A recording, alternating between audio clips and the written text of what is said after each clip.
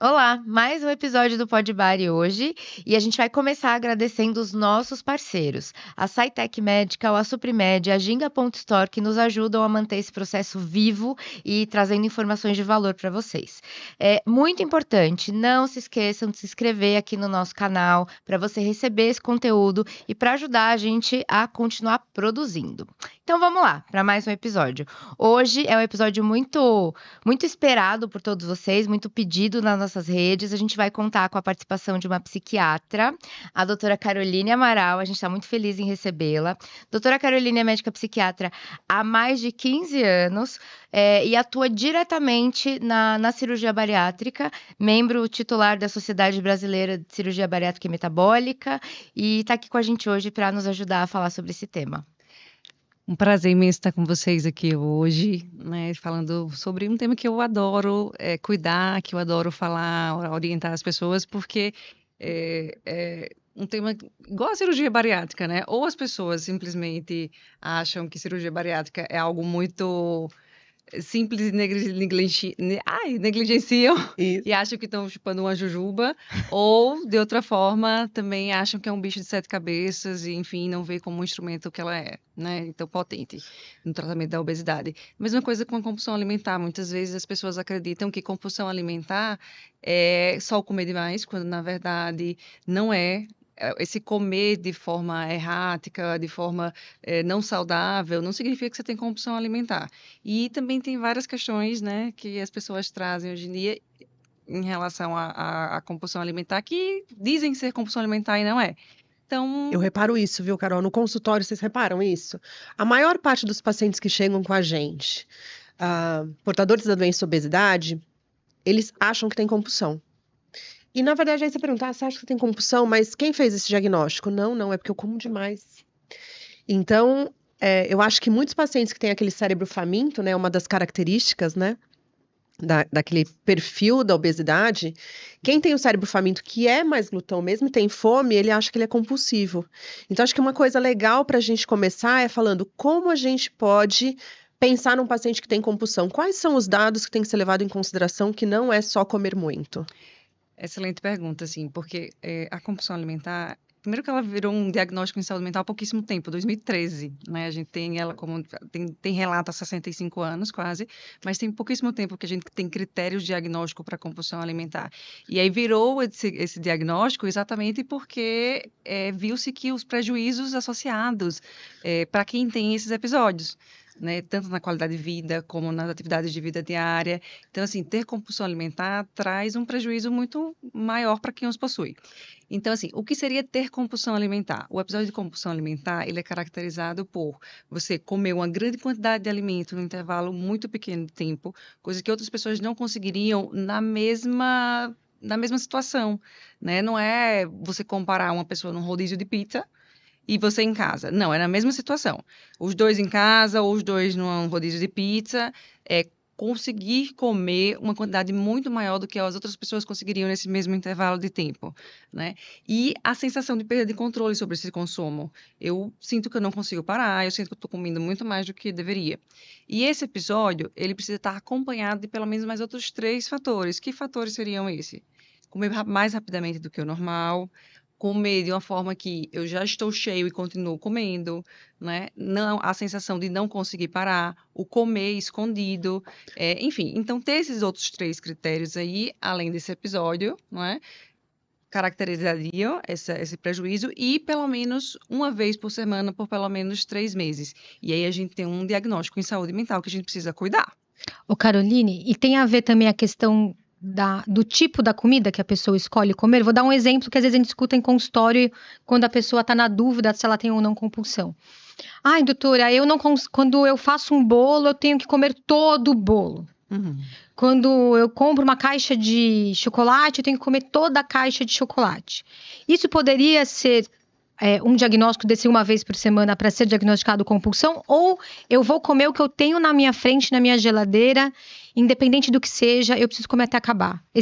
São coisas diferentes, né? São coisas diferentes, mas assim, tem pessoas que vão comer tudo, até o arroz gelado na geladeira, mas eu também não posso desconsiderar que a pessoa que comeu o que estava disponível ali, se ela tem disponível mais chocolate, mais bolo, que não é compulsão. Tá. Eu preciso ter esse episódio de que comi muito mais do que outra pessoa conseguiria, no mesmo intervalo de tempo, né? E de uma forma que eu senti que eu não conseguia parar. Não é para aliviar a sensação que eu tô sentindo, porque tem um comer emocional, tem Sim, um que é comer super noturno. comum, né, Carol? É. Tipo, né? A gente às vezes tá. Se eu tô cansada, eu como. Se eu tô triste, eu como. Se eu tô angustiada, eu vou comer um chocolatinho pra ficar, né, mais tranquila. Abraço quentinho, né? É o abraço quentinho. História né? do eu mereço, né? É. Hoje eu mereço. Então, realmente, como é importante a gente ter um especialista para poder fazer essa diferenciação do que é essa questão que é considerada até normal, que esses alimentos nos trazem prazer, e o que é uma doença que a gente tem que observar. Uma coisa que eu percebo muito é que os pacientes chegam no consultório dizendo, não, porque eu sou compulsivo por chocolate. Ou por Isso, refrigerante. pela escolha de alguma Ou- coisa gostosa, né? E uma coisa que eu percebo que, é claro que a gente não vai ignorar as outras coisas, as outras escolhas, mas é muito sem seletividade. É o comer desesperado ali do que tem na hora, né? Sim. E eu acho que isso é o que tem muita diferença também. E uma coisa que me pega sempre quando eu vejo. Quando a gente segue pacientes com diagnósticos de transtorno compulsivo, que é diferente de compulsão, né? Acho que episódios de compulsão, Um episódio. talvez muitos tenhamos, né? Sim. Mas o transtorno compulsivo, como ele vem acompanhado de dor emocional, Sim. o que é muito diferente do glutão. Então, acho que a dor é isso que me chama bastante atenção no consultório, o como depois vem uma relação de culpa, dor, sofrimento, penitência, né? E eu não sei se eu tô errada, Karine, mas eu sempre vejo nos pacientes que têm transtorno compulsivo, normalmente, pós esse episódio, uma tentativa de uma dieta super restritiva. Então, fica uma questão emocional que vai lá embutida enorme, né? Mas quando a gente fala assim de ter comportamentos compensatórios, a gente já sai do diagnóstico de compulsão alimentar. Aí já pode vir relacionado à bulimia, anorexia, outras coisas. A compulsão alimentar, como diagnóstico, como transtorno, tem essa relação de não ter coisas compensatórias. Tipo assim, comi demais, depois vomitei, ou fiz diarreia, ou fiz exercício físico de forma exacerbada. Não, eu falo da dieta no dia. Então, é um paciente que vive tentando emagrecer. Então, você vai ver a rotina dele, é uma rotina de padrão alimentar até restritivo. Ele come muito pouquinho, come muito saudável, né? E aí vem um episódio onde ele perde totalmente o controle. Eu sempre falo que restrição demais favorece esse episódio, porque aí você obviamente está super restrito. E aí quando vem um episódio de compulsão, depois vem uma dor, uma sensação de fracasso monstruosa. E é isso que me chama muito no consultório. É um paciente que sofre, né? Isso que a Ana tá falando, eu também vejo bastante. É como se a pessoa quisesse se punir por ter tido aquele episódio. Então agora eu não vou comer nada, eu vou fazer 3 horas de esteira, eu vou fazer alguma coisa que me leve a me sentir um pouquinho menos culpado. Tem gente que apela pra vômito, coisas desse tipo, assim. Já tive nos episódios de compulsão, a experiência, né, de ter pacientes assim. Sim, nos episódios de compulsão pode acontecer.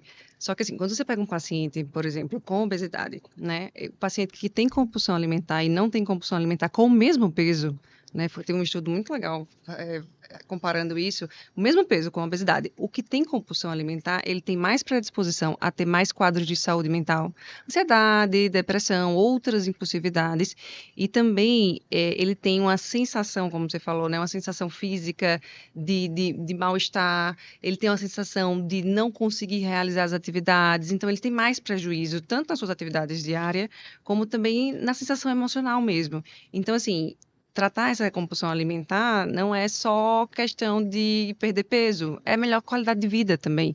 E aí, quando você pensa em um processo de cirurgia bariátrica, é também querer melhores respostas, tanto no pré, como no inter, como no pós-cirúrgico. E como é importante entender que são 2 patologias que se retroalimentam, mas que são 2 patologias, né? Como transtornos de humor também. Sim. Porque quando eu tenho um paciente que ele foca só na doença obesidade, mas ele tem um transtorno de compulsão alimentar, tanto não vai ter uma boa resposta, seja qual for o tratamento da obesidade aplicado, mesmo cirúrgico, Sim. quanto mesmo no momento de controle de peso, ele não vai ter a melhora emocional, porque ele continua tendo transtorno. Então, tirar a ideia de que uma doença tudo está no mesmo pacote, entender como patologias separadas, tratamentos diferentes, Sim. favorece muito que esse paciente tenha melhor qualidade de vida, né? Muito. E assim, como a gente sabe, né, a obesidade, todo mundo fala, todo obeso, paciente com obesidade, ele tem compulsão alimentar. Não, entre 25% a 30% dos pacientes têm compulsão alimentar. E pacientes que não têm obesidade também podem ter compulsão alimentar. Então, assim, existe muito essa... Estereótipo. É um estigma, Ter estereótipo. obesidade tem compulsão alimentar. Não é. E aí a gente precisa tratar isso para não colocar no mesmo saco aí de que só porque tem obesidade tem compulsão alimentar e também não deixar passar quem tem compulsão alimentar e tratar de forma adequadamente, porque senão a gente vai ter prejuízos, né? Aí vamos ver lá os estudos no pré-bariátrico, quem tem compulsão alimentar tem pior resposta, aí é divergente, né? Porque diz assim, se não tratar, tem alguns estudos que mesmo não tratando, a cirurgia bariátrica conseguiria operar a cabeça também, intestinal, não é só o estômago, porque a gente tem essa questão de diminuir o estado inflamatório geral e dar uma melhorada também, a gente não vai curar, porque não é milagre, né? É mais uma ferramenta, mas de melhorar também os transtornos de saúde mental. Então, tem estudos falando que, mesmo que eu não trate essa compulsão alimentar, eu posso ter uma melhora dela no pós, e outros divergem, dizendo que não, que eu preciso realmente tratar, senão vou ter problema. Mas tendo compulsão alimentar no pós-bariátrico, sim, eu tenho piores resultados se eu não tratar. Então, é isso. A cirurgia é uma grande ferramenta, mas eu preciso também cuidar das outras comorbidades que eu tenho junto, senão eu não vou usar da melhor forma essa Por isso que, ferramenta. desculpa, Má. Imagina. Por isso que é tão importante, né, a gente ter uma equipe multidisciplinar alinhada e que abrace esse paciente de uma forma ampla, né? Sim. Porque essa mulher ou esse homem, né, que ele nos procura para fazer a bari, poxa vida, realmente como é importante ter uma psicóloga que vá conversar, saber como que é o padrão alimentar, como que é essa relação com a comida, né, do ponto de vista emocional, conversar como que você come, como que é isso, porque a partir daí você consegue dar o melhor diagnóstico já no pré-operatório, para também já saber, olha, pode acontecer isso, pode acontecer aquilo, pode acontecer isso, e nós estaremos de olho e estaremos juntas com você nesse pós-operatório, né? Eu acho que quando você trouxe essa frase, eu pensei muito nisso, de que como realmente, né, o paciente portador de obesidade é um paciente portador de uma doença múltipla, multifatorial, e que o tratamento também não é só lá e operar e tchau. Não. O tratamento também é multifatorial e multidisciplinar. Por isso que a gente precisa de psicólogo, nutri, preparador físico, muitas vezes a psiquiatra, a endocrinologista, o cardio e assim por diante, Sim. né? E uma coisa que, complementando a sua fala, é que a cirurgia, o pós-operatório, tende a ser um momento de estresse, onde você está ali preocupado com aquela restrição alimentar. Então, se a gente tem um quadro psicoemocional, psíquico mal controlado, pode ser exacerbado, né, nesse pós-operatório. E aí vem um risco também associado à manutenção da cirurgia, e não só do peso, da perda de peso, mas também de segurança, né? Então, são coisas que têm que estar muito bem alinhadas, e isso que a Karina falou é essencial. Eu peguei alguns artigos e é um tema que eu gosto muito, e me parece que existe uma janela de melhora. Tanto para os quadros de transtorno de humor, quanto para a compulsão alimentar. Então, que um pós-operatório imediato, naquele primeiro ano, 2 anos, ele existe uma melhora da compulsão alimentar pela própria cirurgia, provavelmente por questões hormonais. E eu tenho sempre a preocupação que se a gente for pegar estatisticamente, o paciente opera, ele está linkado com a equipe multidisciplinar. Uhum. Então, justamente na janela em que a proteção hormonal causada pela cirurgia está promovendo uma melhora da compulsão alimentar, do transtorno de humor, ele está acompanhado. Quando depois de 2 anos, a gente tem uma queda de segmentos, os pacientes abandonam a equipe multidisciplinar por múltiplas razões, talvez até porque se sintam ali de alguma maneira curados de 2 doenças que não têm cura. E quando existe uma piora clínica, ele já está sem o suporte da equipe. Você percebe isso, Carolina? Eu estou errada? Muito, muito. E aí, tudo que tem muito impulso, né? Tanto a compulsão alimentar, como a gente estava falando antes, né? Jogos, compras, enfim. Todas as pessoas que têm uma baixa regulação emocional, elas têm predisposição a ter outras questões de impulso, né? Então, assim, se eu não cuido adequadamente disso, com acompanhamento psicológico, para reverter o quanto antes, se porventura eu volto a ter esse impulso, já tenho naturalmente, fisiologicamente, uma baixa regulação emocional, eu vou ter predisposição a voltar novamente. Então, assim, eu tenho que lembrar que a cirurgia bariátrica, ela é mais uma ferramenta para nos ajudar a controlar a obesidade, que é uma doença crônica. Igual a vários transtornos de saúde mental, inclusive do impulso, né? Esses de impulso, a gente não vai ter uma cura, a gente tem que sempre estar em controle para que a gente não tenha remissão. Para trazer para quem está assistindo a gente, porque eu acho que, diferente de algumas patologias em que todo mundo conversa muito, compulsão alimentar, muitas vezes ela não é conversada, né? Então, muito leigo não tem noção e a gente fala muito tratar, tratar. Como a gente pensaria trazer para uma pessoa que talvez nem tenha ouvido falar sobre compulsão, transtorno compulsivo, o que seria o tratamento da compulsão? Como seria? Qual é essa equipe multidisciplinar que se forma? O que a gente pode pensar para trazer para quem está assistindo a gente? É uma equipe interdisciplinar, né? A gente precisa realmente. Vai precisar de um nutricionista, e aí a abordagem é completamente diferente, não é para só focar em perder peso, pelo contrário, a gente precisa focar na questão da saúde, enfim, de controlar a relação mesmo com a comida, sabe? Não ser aquela coisa pesada, não ter tantas, como é que se diz, tantas restrições. Então, muda um pouquinho quando a gente vai tratar isso. Então, a parte nutricional, a parte psicológica, né? Porque você pode ter o mesmo diagnóstico em saúde mental, mas cada indivíduo é único e precisa ser olhado de forma única também, com as suas necessidades. Enfim, nenhum problema de saúde mental, ele é unifatorial, né? Eu não posso dizer foi uma coisa que aconteceu. São vários fatores. Eu preciso olhar para essa pessoa e ver que fatores são esses que estão influenciando. Então, a parte emocional também, a parte da educação física, né? Educador físico. Tem a parte medicamentosa, muitas vezes, que vai precisar não só para compulsão alimentar, mas para tratar as comorbidades associadas. Porque, por exemplo, uma pessoa que tem muita ansiedade, pode ser que eu não possa fazer a medicação de início para a compulsão alimentar. Eu preciso tratar primeiro a comorbidade, a depressão, a ansiedade, para depois entrar com outra medicação. Então, assim, é uma junção de uma equipe multi, a suplementação, né? De comer adequadamente, então suplementar vitaminas, porque tudo isso, deficiências nutricionais também podem fazer a gente ter starts para algumas crises. E como a suplementação é importante, né? A gente tem Sim. como parceiro aqui a Suprimed justamente para fomentar e fazer o paciente entender que é necessário, que inclusive impacta na saúde mental, não é só, porque eu vou sentir fraqueza, porque eu vou me sentir mal, porque eu vou ter anemia, vai muito além, né? Eu acho que hoje a gente já sabe, a gente sempre fala disso, mas a Carol vem para comprovar pra gente isso. E não só na questão da compulsão alimentar, né? A gente vê até em outras situações a falta de vitamina na saúde mental. Tem paciente que chupa gelo, que toma acetona, várias outras coisas, e vai dizer, foi a cirurgia bariátrica. E tem outras situações que não têm relação com a obesidade e vem nesses quadros de saúde mental e, na verdade, deve ser nutricional, sabe? Então, é muito importante suplementar sempre, né? Sim. Eu fico imaginando para quem fez a cirurgia, né? Como é bom que possa ter aí esse entendimento, porque eu acho que informação é a maior chave que um paciente pode ter para controlar a doença, seja ela qual for, né? A gente não escolhe ter compulsão alimentar e nem escolhe ter a doença obesidade, mas a gente escolhe como vai ser o nosso comportamento perante a doença e assim o controle dela, né? Sim. Então, acho que informação é joia, né? Se todo paciente que puder entender a importância da equipe multidisciplinar e como existe preconceito, quando você fala, olha, eu vou te mandar para o psiquiatra, vocês percebem isso? Nossa, totalmente. Cara, a pessoa parece Já que ela ir pra até terapia, muda na cadeira. psicólogo já é difícil para muita gente, imagina ir para Não, é psiquiatra. impressionante a E uma resistência. coisa que a Ana e a Karina, a Carol também deve ter isso. O paciente que tem compulsão, você tem que puxar dele às vezes. Poucos pacientes se expõem, né? Porque às vezes ele fala, não, eu sou um gordo safado, doutor, eu como mesmo, geralmente eu como à noite, quando ninguém tá olhando e não sei o quê.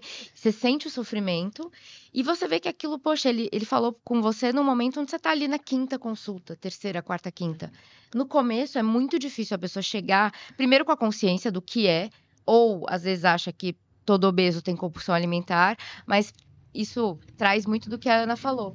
A informação de você conseguir, talvez, entender a importância do diagnóstico, do tratamento e conseguir entender se aquilo se aplica a você. Então, se você tem dúvida, pergunte, se exponha, fala, né? Porque eu acho que talvez, isso é né? essencial. E talvez, Marta, a gente pensar assim, de a gente ter um olhar mais empático Sim. sobre o que está acontecendo, né? Sim. O paciente pensar assim, poxa vida, será que esses episódios que eu tenho esse gatilho, aí eu como, eu me sinto mal, como você mesma falou, né, Carol, no início da nossa conversa hoje sobre o que é o quadro da compulsão.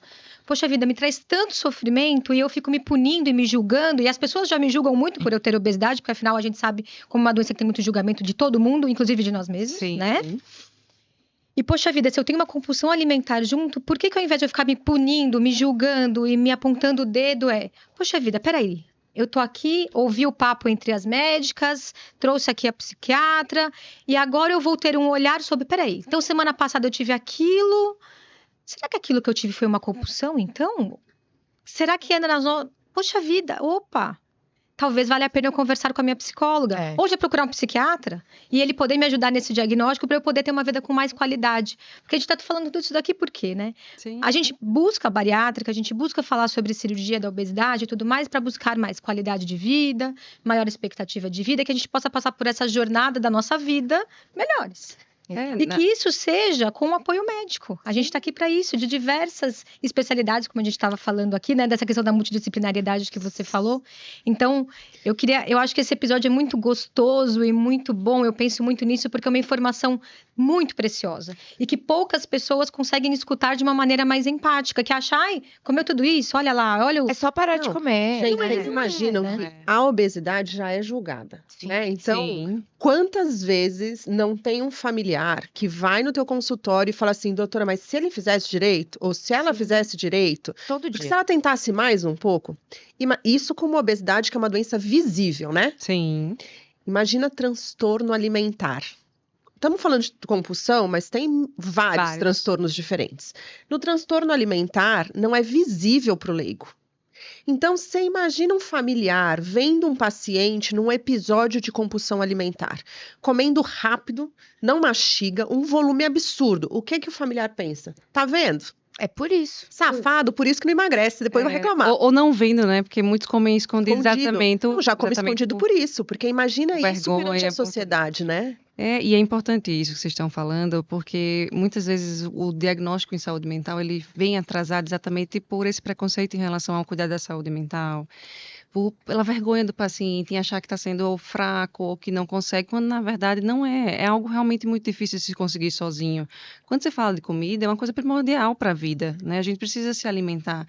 E aí, se a gente está tendo dificuldade com esse se alimentar, a gente precisa de ajuda. E aí, todos nós, seres humanos, a gente tende a ter o nosso autojulgador interno aí, que impede a gente de fazer várias outras coisas, tanto pela nossa saúde como melhora geral da nossa vida. Então, se a gente conseguir, né, na dúvida, não vai lá no Dr. Google, não. Vai com a tua equipe, né, que você está passando, e fala o que você está sentindo. Está acontecendo isso e isso e isso. Não é compulsão alimentar, mas é outra coisa. Está me trazendo prejuízo, está me trazendo sofrimento. Então, é importante esclarecer, trazer o que está te angustiando. E aí, a equipe vai ter que lhe acolher da melhor forma possível e trazer formas de te ajudar nesse processo. E parar com esse medo, né? A Ana falou, mas assim, vem vários pacientes na minha cabeça agora.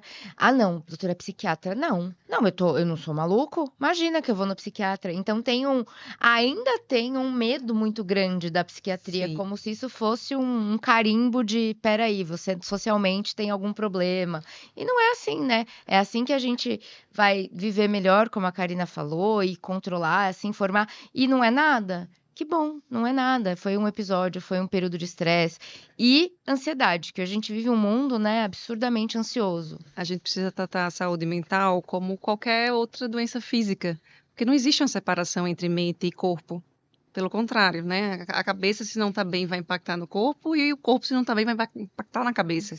Então, assim, o que a gente via retratando em filme, histórico, enfim, aquela psiquiatria hoje no passado evoluiu muito hoje em dia. Então, assim, a gente hoje tem uma ciência muito bonita, né, para auxiliar as pessoas, e a gente precisa fazer essa ponte, que não existe nem ponte, é uma coisa única, corpo e mente, para que as coisas deem certo. Porque se a gente não estiver bem, não existe saúde física sem saúde emocional. E a gente precisa cuidar dessa saúde emocional. Eu costumo muito falar para todos os meus pacientes na rede social, enfim, sempre que posso, que para mim faz sentido acreditar num pilar de sustentação dos resultados do tratamento da doença obesidade. E esse pilar, ele precisa ser padrão alimentar. Isso não é dieta. Eu acho que padrão alimentar é antidieta, é um reequilíbrio, é um reaprendizado. Atividade física e cuidado da vida psicoemocional. E eu falo para meus pacientes, cadeira com 2 pés não para em pé. Se você for exímio no seu padrão alimentar, treinar, que nem louco, mas sua vida psicoemocional está abandonada, a cadeira cai do mesmo jeito. Sim. Então, se a gente tiver equilíbrio nesse tripé, e eu falo sempre dele, eu acho que a gente começa a construir um ser humano melhor em todos os aspectos, né? Em todos os aspectos. E eu queria pegar um ganchinho, Carol, porque esse tema a gente podia ficar 10 horas aqui falando. O como no pós-operatório da bariátrica, a gente também tem um pouco de mudança no perfil da compulsão, Uhum. porque é óbvio, existe uma cirurgia. Então, aquele paciente que muito claramente comia em alto volume, muito rápido, depois da cirurgia ele pode não conseguir, isso não quer dizer que ele não está tendo episódios de compulsão. Sim. Então, me conta um pouquinho no pós-operatório de uma bari, como muda um pouco o comportamento, mas que a gente ainda tem que pensar, o paciente ainda tem que pensar que ele pode ter piorado o padrão de compulsão alimentar dele.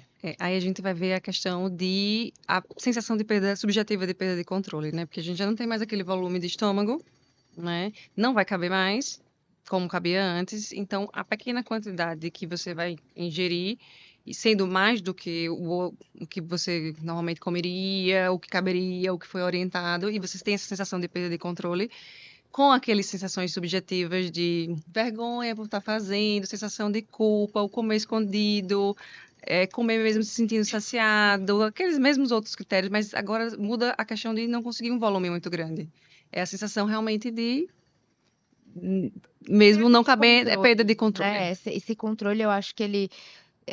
não que você tenha que ter controle o tempo todo, no sentido de, meu Deus, isso aqui não pode, aquilo não pode, mas o que a Ana falou do comer, de ter um padrão alimentar melhor, conseguir escolher, conseguir parar para pensar, isso aqui eu vou comer, isso aqui eu não vou comer. E na compulsão, no episódio, geralmente o paciente não consegue, ele vai comer tudo, por mais que não seja aquele grande volume. Então, essa sensação de poder escolher, Sim. eu acho que traz um conforto mental, né, emocional para o paciente grandioso no pós-operatório, principalmente. Caroline, fala um pouquinho sobre a questão que a gente pode, às vezes, até ouvir, a gente escuta até, às vezes, falar sobre troca de compulsão, né? Então, a gente, às vezes, escuta, né? Antigamente, a gente ouvia mais, agora, como você falou, com a melhora da psiquiatria e dessa conversa multidisciplinar, melhorou. Sim. Mas eu lembro que lá, 15 anos atrás, quando eu comecei a fazer bariátrica, a gente ouvia muito assim, se um paciente tem compulsão alimentar e ele faz a bariátrica... Vai migrar. Ele vai migrar de compulsão. Eu ouvia muito isso. Ele vai ter compulsão por sexo, por droga, por, sei lá, bingo, né? Tinha bingo. Compra. Enfim, álcool. Fala um pouquinho sobre isso na atualidade. Assim, a gente não tem nenhuma comprovação, né? Sim. Nenhum estudo de que diga que cirurgia bariátrica causa nenhum tipo de compulsão. Mas o que acontece muitas vezes? Aqueles pacientes que eles têm uma falta de regulação emocional, né, tem uma dificuldade em se autorregular emocionalmente, mesmo que ele não tenha nenhuma dependência agora, nenhum diagnóstico fechado em relação à dependência ou algum transtorno específico em relação ao impulso, a gente tem mais predisposição em ter quadros impulsivos. E talvez essa pessoa não tenha sido exposta àquela situação da qual ele tem predisposição para a compulsão. Como eu falei anteriormente, na saúde mental nunca tem uma coisa que é unifatorial, são várias. Então, a questão de predisposição genética para isso, principalmente para as questões de impulsos, tem muita relação. Então, assim, a gente consegue, quando você vai ver lá no nosso manualzinho DSM lá, tem até falando assim, a gente consegue muitas vezes predizer, através de comportamentos impulsivos no pré, que a gente tem algum problema, não pré-cirúrgico, mas bem antes, que posteriormente a gente pode ter alguns problemas de comportamentos impulsivos ou de compulsão mesmo por alguma substância. Então, não tem relação com cirurgia bariátrica. Sim, mas é uma coisa que você tem que ficar de olho. Então, é uma coisa questão, por é exemplo, uma coisa que você precisa ficar de olho. Né? Por exemplo, se você... Pensando assim, paciente hipotético, né? A Maria, que passa com você já, e ela já trata de compulsão alimentar há muitos anos com você, tá sendo bem tratada, tá indo bem com a medicação, com a terapia, e enfim. E aí ela tem obesidade, vocês entraram nessa questão da possibilidade, talvez, da cirurgia bariátrica, ou não, enfim. Sim. E aí ela fez a bariátrica, foi muito bem, emagreceu, melhorou os hormônios, toda essa questão, ela melhorou disso que vocês estavam falando, de não conseguir não ter mais episódios compulsivos alimentares, mas você fica de olho nessa questão de saber se ela tá bem e como é que tá esse comportamento, se ela pode, às vezes, quando ela passa por uma piora dessa compulsão que pode chegar depois, quando ela larga a equipe multi, né? E pensar que pode ter isso também, você fica de olho nisso? Fico, e é importante a gente até perguntar, quando a gente está fazendo a entrevista de cirurgia bariátrica, sobre alguns comportamentos que aconteceram no passado, porque principalmente em relação à impulsividade, à compulsão, não necessariamente o paciente não está apresentando agora, ele não teve em algum momento, e não significa que está curado. Entende? A gente precisa ficar de olho nessa situação.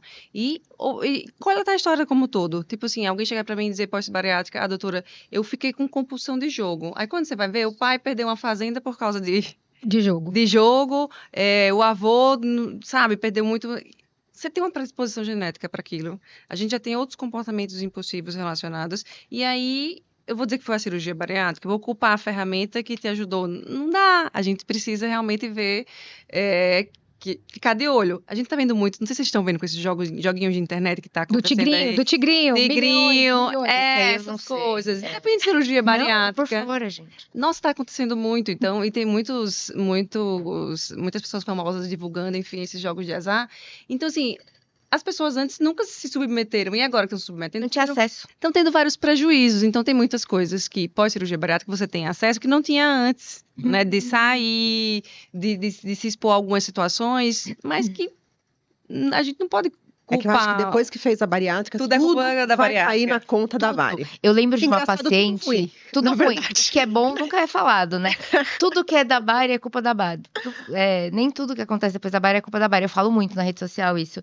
E, gente, me lembrou de uma paciente que ela faz alguns anos já, foi até antes da pandemia, e ela tinha um padrão impulsivo para comer, mas não tinha diagnóstico de compulsão, nada, e aí uns, sei lá, 9 meses depois da cirurgia, eu recebi ela no consultório com o marido extremamente bravo, ele tava assim, bem chateado. É porque você acabou com a nossa vida, doutor, não sei o que, eu, calma, senta aqui, o que aconteceu, vamos conversar. E a terapia, como é que tá?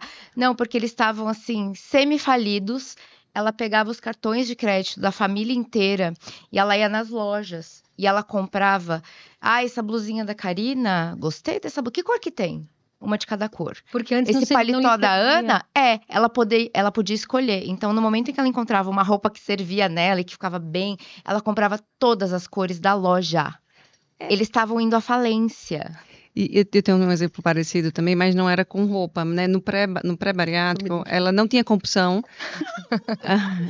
Tem gente aqui se identificando, gente. Ela ficou baixo, falou baixinho pra não pegar na gravação, mas foi muito bom. Ela, tô me identificando. Pois é. É que eu sou meio compradora, gente. Esse de várias corzinhas. Eu gosto de uma Eu já fiz comprinha isso. também. Gosto da blusa, compro 3 cores na mesma. Então me identifiquei um pouco aqui agora. Vi que você tava me olhando. Bariátrica na jogada. Não, e por exemplo, essa paciente que ela depois no pós-bariátrica, ela me dizendo assim, doutora, eu tô com compulsão de compra. Quando você vai avaliar no pré, mas você já tinha compulsão, ela não tinha compulsão alimentar, mas ela não podia ver docinhos coloridos, bonitinhos, e ela comprava, não pode divulgar, mais uma plataforma aí, né, Pode divulgar, aqui a gente é aberto. Enfim, pedindo para vir do exterior esses doces, essas coisas, e ela guardava, nem que ela comia, não era que ela comia de forma compulsiva, mas ela não podia ver um doce diferente que ela comprava. Ela ia na Liberdade e comprava aqueles doces japoneses tudo diferente. Então, assim, ficava uma coisa que vencia, sabe, em casa. Então, ela tinha compulsão por compra. É o prazer daquele momento ali, né? Porque ele falava, ela nem usa roupa. Mas que eu falei, tava conversando com Carol antes de começar. Como é difícil, quando são situações que destoam da sociedade, sou dependente químico.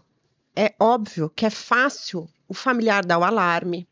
Agora, sou compulsiva em compras, ou tenho um padrão ali de perda de impulso para compras. Se você tem dinheiro, anda bem vestida, se bobear, você vai ser elogiada. Nossa, mas entendeu? Exatamente. Então, isso cai para comida. Como que faz? Porque é óbvio, dependente químico. Usa o NA, né? Se afaste das pessoas, se afaste dos lugares. Agora, sou compulsivo, tenho compulsão alimentar. Você vai se afastar da comida? É importante para você. Entende como é mais difícil? Muitas vezes nem pede ajuda, né? Exato. Então, tem situações em que os diagnósticos são desafiadores porque demoram mais para a sociedade, para a família dar o alarme, para o paciente reconhecer aquilo como um prejuízo. Sim. Porque é óbvio, se eu tenho dinheiro, estou torrando em compras.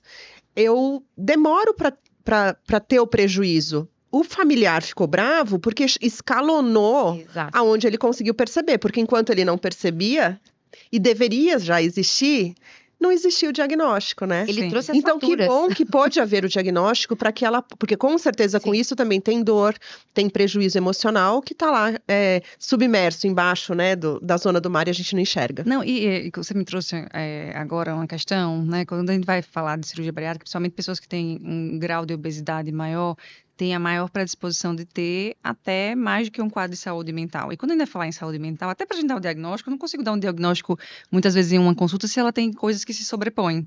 Né? Então, a obesidade também, o paciente às vezes tem muitos quadros ali, a obesidade está gritando porque está com várias dores, com vários outros problemas de saúde, e aí eu não tá me gritando tanto a depressão, não tá me gritando tanto a ansiedade, não tá me gritando tanto... Aí eu vou limpando aquilo ali, e aí grita. E aí fala, foi a cirurgia que me deu depressão. Não, você já estava, só que tinha uma coisa que estava gritando mais, seu joelho estava doendo, sua coluna estava doendo. Então, assim, é a mesma coisa. É tipo, eu tô vendo um paciente que tá, sei lá, num quadro depressivo grave, em outras situações. Limpa a depressão, aí eu vejo que tem um transtorno de personalidade atrás, mas ele estava tão deprimido que aquele outro não aparecia. É a mesma, às vezes, tá tão deprimido que não estava conseguindo comprar. Exato. Entende? Não estava conseguindo fazer outras coisas. E aí eu vou limpando do mais grave e chego no outro. E isso só traz para o mesmo do sempre, né?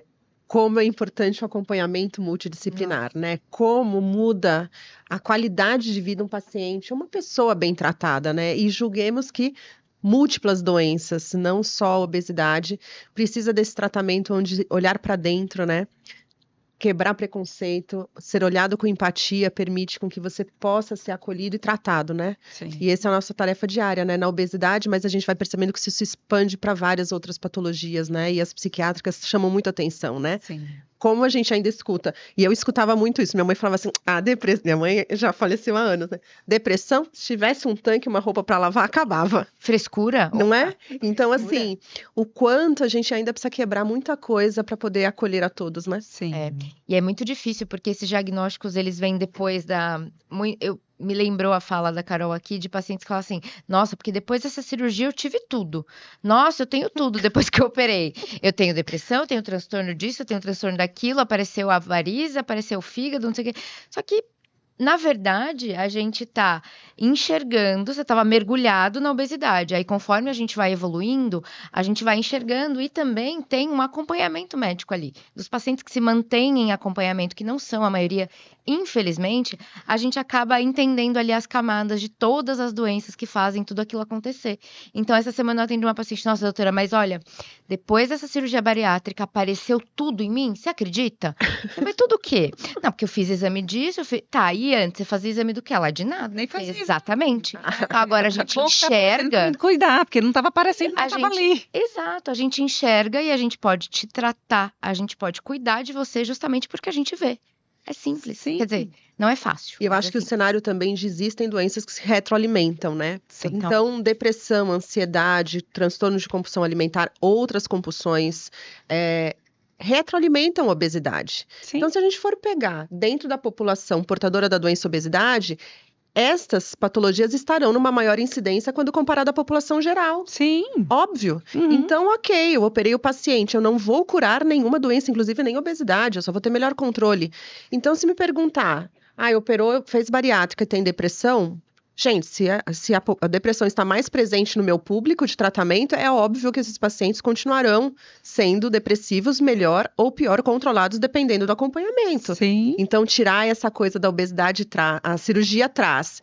E sim, existem doenças que retroalimentam a doença obesidade, mudaria, eu acho, muito a história de muita gente. E pelo contrário, né? As respostas que a gente tem é que a cirurgia ajuda a gente a ter melhor controle dessas patologias. Ansiedade e depressão, aí a literatura é vasta para isso, né? Muito, Melhora muito. muito, né? Tanto é que é um dos critérios, né, que a gente pode colocar como comorbidades para poder Exato. operar.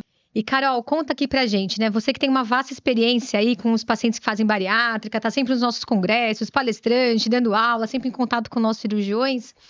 Do ponto de vista do seu dia a dia de consultório, claro, do ponto de vista geral, como que você vê a resposta dos pacientes que fazem já o acompanhamento psiquiátrico no pré-operatório e como que é essa resposta da bariátrica para eles no pós-operatório? No pós-operatório imediato, assim, nos 2 primeiros anos é lua de mel, né? Tudo é maravilha, é ótimo. Lógico que no comecinho a gente tem, como tudo na vida, que é diferente, que a gente está se colocando diante do novo, gera uma certa ansiedade, a gente tem que se adaptar e, enfim, é isso. No comecinho pode ser um pouquinho difícil, mas logo em seguida a resposta geralmente para a maioria das pessoas é melhora, acompanhando bem, é melhora dos quadros de saúde mental que já tem, né, pré-existente, e muitas vezes realmente entra em remissão naqueles quadros, lógico que eu não vou curar transtorno afetivo bipolar, esquizofrenia, não vou, mas quadros de depressão, às vezes muita ansiedade, tem gente até que eu consegui dar alta, né, e nesses 2 primeiros anos aí, acompanhando direitinho, tem uns 15% que a gente sabe que até depois de 2 anos ficam muito bem, a gente não tem problema, é só ir acompanhando. Agora, quando passa esses 2 anos, que as pessoas que não acompanham, a cirurgia bariátrica, ela não é milagre. Tem gente que desde o comecinho, eu tô ótimo, eu vou largar antidepressivo, né? Vou não sei o que... Mas você tem um quadro de ansiedade, a cirurgia ajudou, mas você não pode se dar alta. Para uma pessoa que está 100% hoje, eu ainda vou ficar uns 4, 6 meses usando antidepressivo para o teu cérebro se acostumar a produzir aquelas substâncias. Como é porque você está bem agora, mesmo que você não tivesse feito cirurgia bariátrica, mesmo que você não tivesse feito obesidade, como é que você vai largar tudo porque você está se sentindo bem? Vitamina é outra coisa. Tipo assim, todos nós deveríamos. A gente não come a variedade de coisas que a gente deveria fazer para se nutrir, para ter uma boa saúde mental, da forma que deveria. 5 frutas por dia. Não faz, a vida é corrida. Então, assim, todos nós deveríamos tomar uma vitaminazinha aí. Aí você faz uma cirurgia que já falam para você que você vai precisar usar aqueles nutrientes, também larga. Aí muitas vezes as pessoas vêm para o consultório, eu tô com depressão de novo, foi a cirurgia bariátrica. Foi a vitamina que você não tomou, que todos nós precisaríamos, e pós-bariátrico era a condição, como diz a minha mãe, toda escolha exige uma renúncia, Exato. né? Entre você tratar uma coisa grave e ter uma excelente resposta com aquilo, você vai ter que ter algumas responsabilidades. E uma coisa que parece lógico, que às vezes não é, eu tô tomando um remédio, tô ótimo, vou parar. Gente, se você tá tomando um remédio e tá ótimo, por que você vai parar? Então, Porque parece ainda, lógico. porque ainda doença mental e obesidade estigma. não são doenças. Para a população não é doença. Então, Sim, você entra no exato. cardiologista, tá 12/8 sua pressão, você sai e joga o remédio fora? Não, você continua tomando. Porque para todo mundo, pressão alta é doença. Exatamente. Obesidade. Ai, doutora, eu tomei aquele remédio, parei e voltei tudo. O remédio não serviu para nada. Cara, que doideira, né? A percepção me espanta, né? E eu A gente acho que tem essa clareza. idem com medicação. Idem com medicação psiquiátrica, né? Vou tratar realmente. de depressão. Ninguém acha que depressão é doença. A pessoa acha que genética não está envolvida. Acha que tá cansado. Toda parte. Aí tira o férias, acabou a depressão. Como que pode? Então, respondendo a Karina, você, usando bem esse instrumento que você recebeu, né? Essa ferramenta aí, esse carro, dirigindo ele bem, a gente só tem, para a saúde mental, acho que a gente tem excelentes respostas. Caroline, hoje a gente aprendeu tanto com você sobre compulsão, né? Que é uma coisa que muitas vezes a gente escuta muito por aí e a gente mesmo não sabe dar diagnóstico e a gente precisa realmente de um especialista em saúde mental para poder dar o diagnóstico no pré-operatório, saber acompanhar ele no pós-operatório e que ele possa realmente ter mais qualidade de vida e mais saúde física pela bariátrica e saúde mental, juntando com tudo isso para ela viver melhor, né? E, nossa, eu adorei. Eu acho que a gente podia fazer mais uns 3 episódios disso, né? Eu acho que era 10 horas. Eu adorei conversando com você. A gente não para de Foi um falar, prazer. começa Disso e daquilo, uma coisa leva a outra, fala o caos Começa a abrir muita coisa, né? É muito legal poder, né, transmitir para a população, para as pessoas verem, desmistificar muitas coisas em relação à alimentação, à cirurgia bariátrica, para que consigam viver. Procurar ajuda se necessária. Se necessária. Para poder ficar bem. O importante é não ter preconceitos e se abrir para. E importante cuidar. dizer que a Carol vai aqui confirmar pra gente, transtornos mentais, psíquicos, eles não contraindicam cirurgia bariátrica. Você precisa estar bem controlado, bem cuidado, em acompanhamento, e aí sim a gente vai somar nesse tratamento, mas de forma nenhuma contraindica. Não temos nenhuma contraindicação absoluta na psiquiatria, a gente só precisa que esteja bem controlado. Gente, foi muito legal esse episódio, mas a gente não pode esquecer de agradecer novamente os nossos parceiros e sempre pensando em vocês, hoje a Ginga.store traz para vocês um cupom de desconto. Então, entrou lá no site Podopod Bar e vocês têm 10% de desconto. Num site muito legal, pensando em corpos em transformação. E a Suprimed, ajudando a todos manter a suplementação de vitamina, também Pod Bar e 10, vocês têm 10% de desconto no site. E lembrando que Carol mesma disse aqui durante o episódio que todos nós deveríamos tomar, são vitaminas excelentes, não é só para bariátrico. Se você precisa de suplementação, você também pode usar as vitaminas da Suprimed, a Supribar, e não tem problema nenhum. Isso mesmo. Muitas vezes chega pessoas para mim com um diagnóstico, como se fosse diagnóstico de depressão, e muitas vezes é deficiência nutricional. É até um dos diagnósticos diferenciais de depressão. E isso não só para paciente bariátrico. Para todo mundo, Para né? todo mundo. É muita comida industrializada, muita coisa aí. A gente não está tendo os nutrientes suficientes, então vamos fazer pelo menos o básico, é tomar uma vitaminazinha. Então aproveita os cupons de desconto e não deixe de tomar sua vitamina. Bem, Carol, mais uma vez, muito Super obrigada agradeço. por estar aqui. Foi E que um bom prazer que a gente tem estar essa com equipe vocês. multidisciplinar para nos ajudar e a dar um tratamento muito mais amplo e com muito mais compaixão e empatia para os nossos pacientes. Prazer viu? todo meu. Muito obrigada. E vocês venham com a gente.